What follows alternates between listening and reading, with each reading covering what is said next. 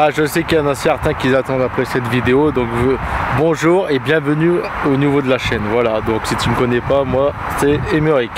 Donc comme je viens du Pas-de-Calais, comme tu peux voir les barrières derrière qu'ils ont le logo du Pas-de-Calais au centre de leur barrière, automatiquement je suis un ch'ti. Donc du coup, tu mets CHT, donc ce qui donne J't'Émeric. Voilà, bienvenue à toi. Bien.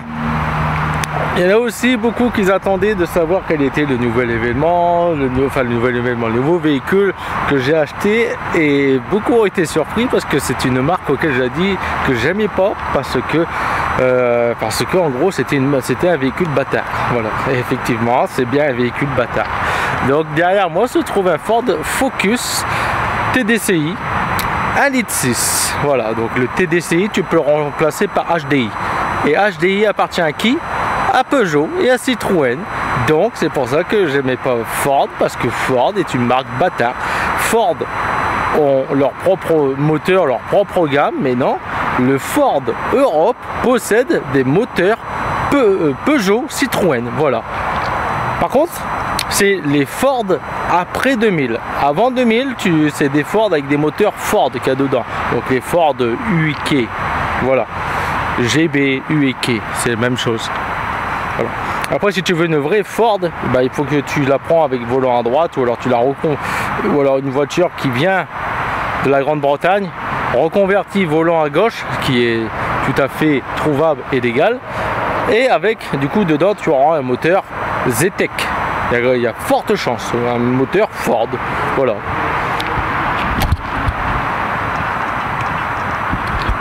Donc pour ceux qui connaissent la chaîne, ils savent très bien dans lesquels prix j'achète mes voitures. Ouais, tu peux le voir comme ça, le véhicule, je crois c'est l'un des plus beaux en carrosserie que j'ai pu avoir comparé au 806, hein. Mais voilà, bon, je te cache pas, il y a quand même quelques retouches à faire, mais niveau esthétique carrosserie, on est quand même pas loin de l'excellence là. Bien. En tout cas, il y a juste un gros truc à revoir, c'est au niveau des jantes. C'est parce qu'ils sont vraiment bien dégueulasses, les jantes. Les 4 sont dans cet état là. Voilà. Donc, j'ai pas fini ma phrase, mais c'est un véhicule que j'ai acheté dans les prix auxquels j'achète. Voilà. Moi, un véhicule maintenant, à l'heure actuelle, de ce que je peux faire et de comment je connais les réparations, les pièces coûteuses, combien ça me coûte, tout ça, je peux te dire que c'est un véhicule que j'ai acheté moins de 500 € et qui me reviendra à moins de 1000 €. Pour moi, un bon véhicule, c'est un véhicule qui coûte 1000 € au grand maximum, parce que j'arrive encore à l'heure actuelle de maintenant à baisser le prix des véhicules, enfin à faire en sorte qu'un bon véhicule pour moi me coûte moins de 1000 €. Voilà. Donc plusieurs personnes diront que c'est de la connerie, que c'est faux, que c'est de la couille. Un véhicule, un bon véhicule, c'est au minimum 5000 garage ou 15 000 neuf. Non, moi je te fais des bons véhicules à égal ou moins de 1000 €. Voilà, frais administratifs compris. Pour ce véhicule là, je serai normalement dans les 900 € frais administratifs compris. Et pourtant il y a eu quelques gros travaux qui ont été faits déjà au niveau de freinage. Tu verras pendant les certains clips vidéo. Oui, parce que là les freins que tu vois actuellement sur le véhicule n'est pas équipé de ces freins là d'origine. C'est moi qui l'ai équipé des freins que tu vois actuellement. Actuellement là on est sur des freins beaucoup plus gros et je suis passé sur frein à disque. Ce véhicule possède d'origine frein à tambour à l'arrière et disque beaucoup plus petit. Pour te dire un ordre d'idée, une Ford Fiesta de 2010 a des disques plus petits que mon véhicule à l'heure actuelle. Voilà. Pourquoi je te dis ça? Parce qu'il y a de l'entreprise en face, il y a un gars, il y a une Ford Fiesta Eco Boost, un truc de ce genre là, ouais, un truc de ce genre là, neuf. On doit être récent, peut-être je dirais peut-être avec 2015, les disques sont encore plus petits. J'ai l'impression de voir des disques de 106 sur sa Ford. Moi à l'heure actuelle, je suis venu intégrer tout un système de freinage de Ford C-Max. Je dis bien Ford C-Max. façon, vous rentrerez dans plusieurs vidéos, parce que là, à l'heure actuelle où je te montre le véhicule est fini. Je n'ai absolument plus rien à faire. Là, actuellement, je peux, tel qu'il est là, je peux le passer au contrôle technique et il sera validé. Tu vas me poser la question sûrement en commentaire, donc je te laisse aussi le plaisir de me le marquer. Est-ce que c'est un véhicule que je vais revendre? Personnellement et honnêtement, je ne sais pas encore si je vais le revendre dans la foulée. Mais je compte déjà bien le garder au minimum 2 ans. 2 ans, le temps du contrôle technique, voilà. Après, niveau carrosserie, il y a beaucoup de choses auxquelles j'aimerais faire. Parce que depuis que je l'ai lavé, maintenant je vois beaucoup de défauts. Notamment là, ici, juste là. Je vois qu'il y a comme une entaille droite. Il y a des coups de portière, hein, ce qui est classique hein, sur les voitures noires. On les voit tout de suite. Tu vois tous les coups de portière là. On les voit de toute façon. Sur tous les véhicules noirs, c'est comme ça. Petite anecdote comme ça personnelle, c'est mon 2e véhicule noir. Voilà. Ouais, ici ça va encore au niveau coup de portière, mais bon, il y a quand même des petits stars au niveau, comme par hasard, au niveau de l'arête. Donc oui, tu verras ma dégaine, effectivement. Là, ce qui me fait chier, c'est les stars au niveau de l'aile, parce que ceux-là, ils sont quand même bien prononcés. Bien. Alors ce véhicule-là, de toute façon, pourquoi je l'ai modifié pour les freins, je l'ai passé en gros au frein que tu vois actuellement. Et ben en fait c'est parce que ce véhicule là ne pourra tout à fait jamais passer carte grise collection une fois qu'il y aura ses 30 ans et un jour. Un truc tout simple, c'est un véhicule ex-commercial. Voilà. Ah oui, ouais. C'est un véhicule ex-commercial. Je te ferai voir après le moulin, mais tu verras, c'est bien indiqué. Et de toute façon, j'ai réussi à le trouver sur Histovec, comme quoi que il y avait bien des trucs qui font en sorte que c'était bien un véhicule commercial. De toute façon, il y a encore des petits trucs qui font voir. Par rapport à l'intérieur, on est sur du cuir. Voilà, bon, le seul défaut que j'ai sur le siège, c'est le siège conducteur, ce qui est classique, mais ça a déjà été recousu. En fait, c'est la couture qui a pété, et ça a déjà été recousu au moins une fois, mais ça a repété. Voilà. Donc on est sur du cuir à l'avant. Celui-là, je ne sais pas si c'est d'origine du véhicule, mais quoi qu'il en soit, derrière, on est aussi sur du cuir. Soit ils ont mis un intégral cuir, ou soit alors ils ont ça a toujours été cuir à l'avant. Voilà. Les sièges est équipés de l'airbag latéraux. Bien. Alors, comme tu peux voir, pour un véhicule ex-commercial, alors j'ai pas encore tout à fait fini l'intérieur. Voilà, j'ai quand même le truc pris au BD parce qu'en fait la fiche qui est censée être maintenue sur le cache, en fait c'est cassé. Donc quand j'ai passé l'OBD, paf, je suis passé à travers. Bien. Alors, ah oui, je dois encore le nettoyer. J'ai pas encore nettoyé l'intérieur, tout ça. Voilà. Donc les carreaux, j'ai pas encore nettoyé, mais bon. T'inquiète pas, ça va y venir. Sinon, dans l'ensemble, le véhicule est quand même beaucoup plus propre. Alors, je ne sais pas si c'est courant, mais je n'ai pas souvenir que sur les Ford Focus, il y a cette trappe-là. Est-ce que c'est propre à la commerciale ou non? Mais dans mes souvenirs, je dis bien dans mes souvenirs, parce que mon grand-père possédait une Ford Focus pareil, en 4 portes, 5 portes, si tu comptes le haillon, rouge. Et j'ai pas le souvenir qu'il y avait ça. Et d'ailleurs, ce véhicule là c'est le propriétaire de la Golf 1 qui possédait, parce que maintenant c'est un compagne, la Ford Focus que mon grand-père avait. Voilà. Qui a été d'ailleurs très dégoûté quand il a appris que sa Ford était équipée du moteur Peugeot et pas d'un moteur Ford, parce que si j'ai bien compris, mon grand-père c'était Ford. J'ai connu avec une Ford Escort, avec une Ford Ford Escort. Ouais, j'ai connu 2 modèles de Ford Escort. Et après il est passé sur la Ford Fiesta, sur celle-ci. Voilà. Il a acheté, je crois, 9. Il est allé de 2008, la sienne. Été de 2008. Enfin, c'était sa voiture. Enfin, bref, vous l'avez compris, mon grand-père n'est plus de ce monde. Voilà. Voilà. Donc, dans l'ensemble, l'intérieur est très propre. Alors, moi, je ne l'avais pas eu avec un autoradio. Ça, c'est un autoradio que j'ai été retrouvé neuf. Quand je dis neuf, c'est parce qu'en fait, vous le verrez dans plusieurs vidéos, dans des Rush, Watts, chez Vintage Car Rust. Ce véhicule, cette autoradio là provient d'un véhicule neuf qui a été mis chez un ferrailleur. Un véhicule neuf de 26 000 km. Ouais, chez le ferrailleur, 26 000 km, et ça provient d'un Ford C-Max. Alors, autoradio codé, c'est le 6000 CD, autoradio codé. Il a fallu que je vais récupérer le code. Pour ces autoradios là, si tu veux remettre un autoradio classique, parce que là, ici, tu vois, j'ai la petite molette. Si tu veux remettre un autoradio classique d'origine dans un Ford Focus ou peu importe, même si tu n'as pas de Ford Watt, mais que tu veux cette autoradio là, juste derrière, en fait, il faut enlever la façade. Après, tu peux le faire avec une manipulation de code et puis ça te l'affiche ou autre. Tu enlèves la façade. Juste derrière, tu as le numéro de série. Enfin, pas un numéro de série, mais tu as un truc qui commence par VW ou VZ avec des chiffres. Tu prends ça. Tu vas sur le site fordautoradio.com. Ils vont te demander de rentrer ce numéro là. Ils vont te donner le code de l'autoradio. Donc à titre personnel pour moi, mais comme ça vous le savez, mon autoradio, c'est le code, c'est 0902. Voilà. Il y avait des chiffres marqués derrière l'autoradio. Bah ça n'allait pas. Je sais pas pourquoi. Derrière l'autoradio, il y a des chiffres, c'est marqué. Alors ça dépend comment tu le regardes. C'est soit marqué 1069, ou alors c'est marqué 6901, ou alors tout dépend comment eux l'ont écrit, parce que j'avais du mal à savoir si c'était un 6 ou un 9.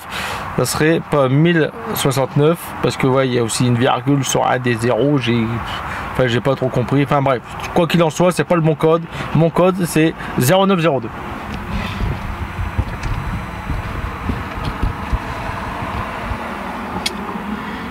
Voilà, vous me direz de ce que vous en pensez de l'intérieur. Et ce véhicule a 260 000 km. Et franchement, il est très très simple. J'ai été le premier surpris de la nervosité du moteur. Mais quand je te dis vraiment premier surpris, c'est vraiment premier surpris. Hein. Je ne m'attendais pas du tout à ça. Est-ce que c'est le fait que c'est un véhicule moderne et que j'ai l'habitude de conduire des véhicules pas modernes, ou alors des véhicules modernes mais en fin de vie? Mais là honnêtement surpris, et c'est pour ça qu'en gros j'en tombe amoureux de ce véhicule. Voilà. Bon, je vais te faire voir maintenant le moulin. Alors déjà, le gros truc qui m'emmerde moi sur Ford, c'est que tu as besoin de la clé. Tu vois, le propriétaire de la Golf 1 Cabriolet que j'ai refaite, que d'ailleurs tu peux retrouver sur ma chaîne YouTube, tu marques Golf 1 Carman, ouais, Golf 1 Carman, tu vas le trouver. C'est une sortie d'hangar. Le véhicule il restait 14 ans à l'arrière. Donc ce qui est emmerdant, c'est que la sienne avait fait un choc à l'avant. Donc le capot était retroussé sur l'intérieur, de la calandre enfoncée, et devine quoi, bah, pour pouvoir ouvrir sur les Ford l'avant, eh ben, tu as besoin de la clé. Alors lui il pouvait plus ouvrir le capot. Alors ce qu'il a dû faire, c'est qu'il a dû dégommer la calandre et en fait aller chercher le loquet derrière pour le tirer, parce que automatiquement le Neyman lui il était barré à l'intérieur, donc il ne pouvait plus mettre la clé pour ouvrir le capot. Ça je trouve que c'est con. En cas de choc, du coup en cas de choc frontal, tu ne peux pas ouvrir le capot. Et ça aussi c'est chiant, j'ai besoin de deux mains du coup.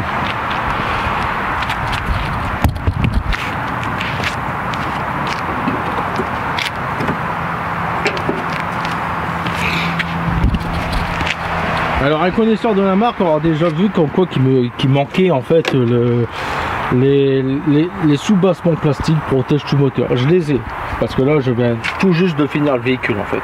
Quand je dis tout juste, c'est vraiment tout juste, tu pourras le voir en vidéo. Voilà, donc voici le moulin, donc un 1 litre 1 HDI.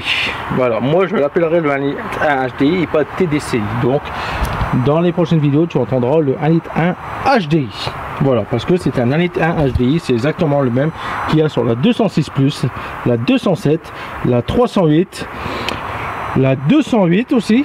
Voilà, après tu as des versions un peu améliorées de ce moteur là, donc tu as exactement le même mais avec culasse retravaillée et du coup injecteur par l'arrière. Voilà, parce que je possède un autre véhicule auquel tu découvriras sur la chaîne YouTube, qui a le moteur 1,1 litre HDI version 2. Voilà. Oui, j'ai un autre véhicule, exactement. Donc tu verras encore un autre véhicule arriver une fois que tu auras quasiment toutes vu les vidéos de la Ford. Donc voilà, comme je te disais tout à l'heure, mon prototype. Voilà, agrémenté du prototype Ford, numéro d'agrément, tout ça. Hop, passage de CTTE en VP. Donc la catégorie CTTE, tu le retrouves sur la carte grise dans la dénomination D.3. Quand c'est marqué CTTE, c'est un utilitaire. Quand c'est marqué CTTE, tu as la pollution à faire tous les ans. Par exemple, si c'est marqué M1 VP, donc M1 VP pour la version aussi, la version de tout le monde, et ben t'as pas de pollution. Par contre, si c'est marqué N1 VP, c'est considéré comme un utilitaire. Voilà, celle-ci, ce véhicule-là est sous l'ancienne réforme, parce que maintenant tous les véhicules commerciaux c'est des N1 VP ou des M1, non, c'est des VASP maintenant. Ils ont plus le catégorie CTTE, c'est des VASP, c'est considéré comme des camping-cars parce que le CTTE fait, comme je viens de dire, avoir le contrôle pollution tous les ans. Donc ça a été retiré, c'est passé maintenant en VASP. Il y a aussi une sous-catégorie qui est avec à prendre en compte, c'est savoir si c'est une catégorie M1 ou N1. Parce que normalement les CTTE avec la catégorie N1, eh ben tu ne peux pas les passer en 5 places. Donc par exemple, une chose tout con, une fourgonnette, comme j'avais mon Renault Master ou mon Renault Trafic, je ne pouvais pas les passer en minibus ou alors les passer en VASP parce qu'ils étaient catégorisés en N1 CTTE. Si ça aurait été M1 CTTE, j'aurais pu les faire passer par un carrossier agrémenté pour la modification des véhicules. J'aurais pu le faire passer en 5, 4, 6 ou 9 places, et après ça bien sûr il te faut l'accord du constructeur, ce qui est complètement con en fait. Et c'est pour ça qu'en gros c'est un numéro d'agrément du prototype Ford, parce qu'en fait ça c'est des carrossiers qui l'ont fait, mais ils ont dû avoir eu besoin de l'accord de Ford pour pouvoir le passer en 5 places, sinon c'est mort, tu peux pas le faire. Voilà, c'est pas parce que tu achètes un véhicule que tu peux faire ce que tu veux. Si tu n'as pas l'accord de la marque, tu ne peux pas modifier ton véhicule. C'est exactement la même chose par exemple pour des véhicules de course, du rallye Watt. Ils ont construit plus, je fais juste un petit truc vite fait, après on repart vitement sur le véhicule. Je connais quelqu'un qui est commissaire de course. La plupart des véhicules sont recalés, il fait recaler la plupart des véhicules. Pourquoi? Parce qu'ils n'ont pas eu l'accord du fabricant, enfin l'accord de la marque pour le modifier en véhicule de course. Voilà. Alors pour des trucs de loisirs tu peux, mais des trucs officiels, donc lui il est officiel, il est juge et commissaire de course dans les rallyes, il est, eh ben si le constructeur n'a pas donné l'accord pour le faire passer en véhicule de rallye, c'est mort, tu peux oublier, c'est pas la peine de le prendre le châssis. Par exemple les GTI, les GT, les RS, les ST, tout ça, tu peux. Par exemple, peut-être un truc tout con, un TDCI par exemple, peut-être que je ne peux pas le faire passer en véhicule de rallye, parce que le constructeur du coup ne l'acceptera pas. Voilà, il y a beaucoup de trucs comme ça à prendre en compte. Après, il faut regarder vraiment partout sur internet. Enfin, sur internet, sur les trucs officiels des trucs de rallye. Parce que franchement, c'est vraiment complexe. Et ça a l'air d'être vraiment assez chiant si tu veux faire du rallye amateur. Hein. Parce que lui il fait les deux, il fait rallye amateur et rallye compétition aussi.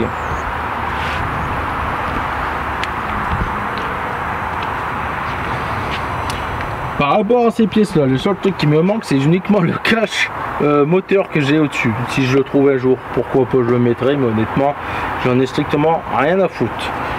Les choses qui ont été changées avant moi, c'est cette pièce là. Cette pièce là a été changée quand je l'ai acheté, et quand je l'ai aidé pour aller acheter des trucs à la déchetterie, j'ai retrouvé cette pièce là. Donc cette pièce là est neuve, de toute façon tu vois elle est souple. Et en plus de ça, je me suis aperçu que non seulement il avait remplacé cette pièce là, le collier là n'était pas serré, pas serré. En fait il l'avait mis sans le serrer. Est-ce que c'était lui ou non, je ne sais pas, mais quoi qu'il en soit, ça n'était pas serré. Il y a d'autres pièces auxquelles j'ai dû remplacer, ça tu découvriras dans les prochaines vidéos, sinon bah, en gros tu vas pas les regarder. Voilà. À l'heure actuelle, par rapport à ce véhicule, là il ne correspond plus aux critères techniques de la carte grise. Parce que en fait je suis passé en gros frein, hein, donc pour revenir au début de vidéo, les freins ont été modifiés automatiquement. Si ce véhicule là était fait pour avoir une charge tractée de 600 kg, hein, et ben maintenant avec le passage des freins que j'ai pu mettre plus l'essieu arrière, parce que vous verrez aussi dans une autre vidéo de quel véhicule provient, parce que j'ai remplacé l'essieu, et ben en fait peut-être que maintenant le véhicule est capable de pouvoir supporter et de tracter et de tirer et de freiner une charge de 900 kg par exemple. Voilà. Ah, j'ai oublié de vous faire voir, bon je vous ferai pas voir, dans d'autres vidéos vous verrez, mais sur le capot à cet endroit là, donc ouvert, c'est marqué en haut là, il y a la plaque TAR, il y a la plaque de TAR, la plaque que tu es censé retrouver là pour dire la longueur, la largeur, le poids vide, le poids total et le poids autorisé. Voilà la plaque de TAR. Voilà. Le seul truc auquel je ferai peut-être hors caméra, mais que tu verras peut-être sur Instagram, c'est peut-être le remplacement des jantes et de passer avec des jantes beaucoup plus belles et qui vont lui donner un meilleur cachet au véhicule. Moi, ce que je vais essayer de voir, c'est avec le cousin, c'est essayer de voir comment il peut me rattraper tous les défauts de carrosserie, à part les bosses, parce que je veux pas de mastic. Je ferai, tu vois, par exemple, cette bosse qui est là, elle y restera. Je veux pas de mastic parce que je veux pas repeindre la bagnole. Je veux vraiment effacer le plus gros des traces blanches si on peut, mais il n'y aura pas de mastic parce que je vais pas m'emmerder à refaire une peinture complète. C'est pas un véhicule que je vais garder. De toute façon, minimum, c'est sûr. Je le garderai 2 ans le temps d'un contrôle technique et après le véhicule sera revendu. Ça, je peux vous le garantir. Voilà. Après, par rapport au coffre, ça aussi c'est chiant parce que j'ai besoin de la clé. Voilà, j'ai besoin de la clé pour déverrouiller le coffre. Donc par rapport au coffre, le coffre est assez grand. 2 poussettes peuvent rentrer en travers. Voilà. Avec roue de secours, hein. Comme c'était un commercial, j'avais pas la roue de secours. J'avais une bombe anti-crevaison et un kit anti-crevaison. J'ai dégagé ça, j'ai trouvé une roue de secours d'origine Ford. Voilà, donc il y en a une dedans.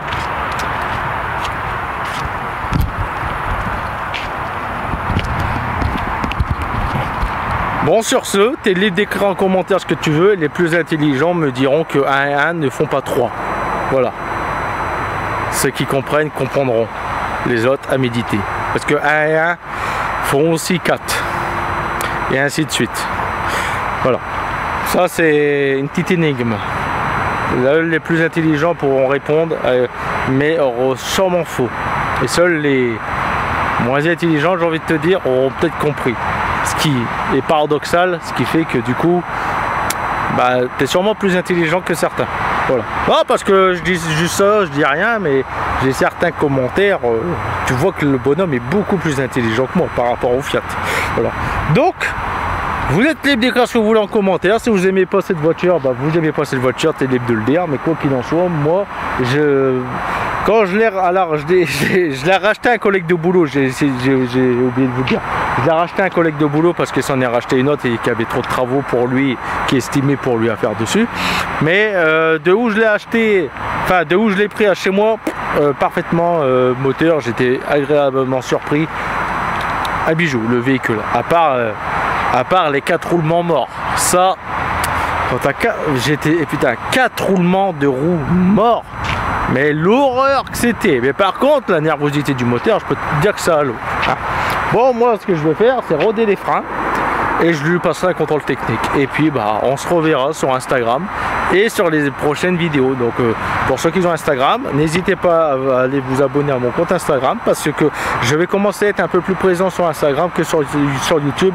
Ça, je vous le dirai dans de prochaines vidéos. Pas encore maintenant, sûrement dans les vidéos vers la fin de l'année. Qu'est-ce que je ferai pour 2026? Voilà. Parce que je voudrais faire un gros changement et crois-moi, il va y avoir un gros changement radical pour 2026. Donc, c'est pour ça. Je vous incite pas à créer de compte Instagram ou autre. Personnellement, ça je m'en bats les couilles. Si tu veux me suivre, tu veux pas me suivre. Le seul truc que je te dirais, c'est que je ne ferai jamais de compte TikTok. Donc si un jour tu vois des vidéos de moi sur TikTok, c'est mort. Par contre, tu peux t'abonner sur le compte TikTok de ma femme qui est...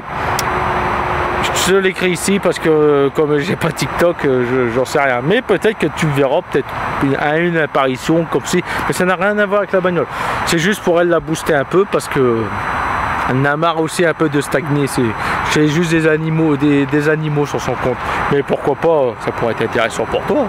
Hein? Qu'est-ce que t'en dis? Mais quoi qu'il en soit, je n'aurai jamais de compte TikTok ni de TikTok parce que c'est un... ça, c'est vraiment une plateforme de merde. Je préfère Instagram et YouTube que TikTok.